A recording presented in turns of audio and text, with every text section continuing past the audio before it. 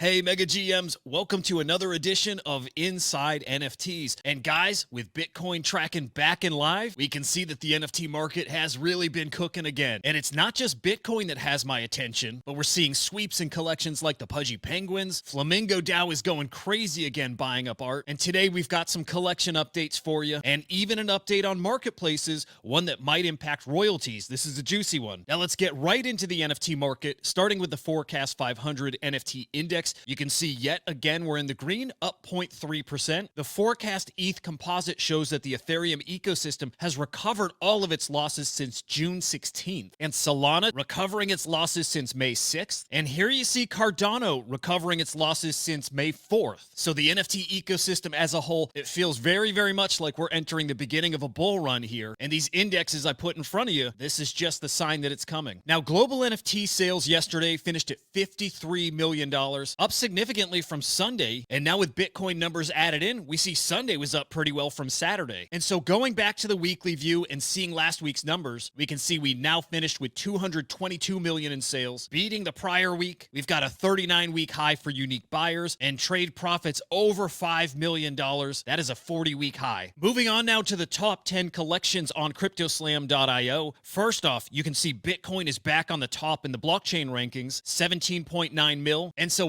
BRC20 trading is really ramping up right along with the price of Bitcoin. You can see the Sats BRC20 collection there at the top of the leaderboard, the broader Ordinals collection at number 3, and our first traditional PFP collection at number 4 with the Bored Ape Yacht Club. And here's a look at the top NFT sale in the past 24 hours. This is Autoglyph number 337, and you can see this sold for over 83 wrapped ETH, $185,000, a huge sale for a very, very prestigious piece. So we saw the value of NFTs is increasing. We saw the blockchain rankings and Bitcoin there at the top, but sometimes I like to shine a spotlight on individual collections that are being bought up, and Jack Butcher's new signature collection, well, that's just one of the collections that deserves some attention here. That tiny 200 edition collection, well, that floor price shot up 73% yesterday, now with a floor price of 7.25 ETH, and with token number 0 being auctioned by Christie's, I think this is a 10 to 15 ETH piece, and getting even bolder, I could see this piece being 50 ETH in the long run. This is a major, major collection. Now, I've mentioned Pudgy Penguins, and Van Goya here is pointing out a big sweep of those Pudgy Penguins. 16 of them, in fact, for over $350,000. And yep, Flamingo DAO is feeling very, very spendy again. Last week, dropping over $1 million on art and certain collectible NFTs. They're back at it, dropping 270 ETH yesterday, buying up a bunch of cryptos, some Grant Yoon art, some Sam Spratt player tokens, and the list goes on and on. Okay, I've got a lot of cool updates for you this morning. And top of that list is CoinDesk releasing their top 50 most influential people in crypto in 2023. At the number 1 spot, you have Casey Rodamor, the creator of Bitcoin Ordinals. And guys, I couldn't think of a more perfect pick here because there's been nothing as disruptive as Ordinals have been this year. Those Ordinals, a thorn in the side of those Bitcoin laser-eyed maxis, and even BRC20s, which are traded as Ordinals, well, those are a thorn in the side of NFT traders on Ethereum. Really disruptive tech coming from the mind of Casey Rodamor, and again, deserves to be at that number 1 spot. And next we have an update from the RARI Foundation. That is the foundation behind the Rarible marketplace. Well, they're launching their own blockchain called the RARI chain. This chain's going to be powered by Arbitrum. And your key takeaway here is the RARI chain will have royalties enforced at the blockchain level. Royalties have been that hot topic, and the RARI Foundation and Rarible, well, they've got their solution to it now. And the flooring protocol, well, they have some news too. I've always wondered what the NFT ecosystem would look like if Blur didn't incentivize trading, but instead incentivized collecting. And that seems to be what the flooring protocol is doing here. If you have an NFT, you can stick it in a vault on the flooring protocol, and you earn rewards simply by staking your NFT with them. Keep your eyes on this. This is going to get hot next year. Okay, just a couple quick updates here for you. The Rektguy collection announcing that they took a snapshot of Rektguy holders. This was on October 26th, so that was a stealth snapshot. But those guys, such a big part of the culture. Expect whatever's coming there to be pretty spicy, maybe even a token. Next, and this is actually coming tomorrow, the Noble Gallery has some art dropping from 10 artists who helped define the crypto art movement. These are 55 edition NFTs. Material Boy from Tony Babel. Oh man, and Degen Santa by one of my favorite artists, Coldy. We've got After the Crops Died by Died with the Most Likes, and Signed by Jack Butcher. Man, oh man, that is a serious collection of art. And last but certainly not least, the CyberKongz are launching a validator on the Ronin network. My understanding is that they have $7 million worth of RON staked. It's a bet on their ecosystem, and that ecosystem is one that is just really ramping coming up. All right, guys, thanks again for joining today. I love putting these videos together for you. I hope you find them useful for staying plugged into what's happening in NFTs. Now, tomorrow I'll be back with another NFT market update, hit on all the latest happenings. Remember, guys, if it's happening in NFTs, I'm bringing you inside. Until the next time, I'll see you.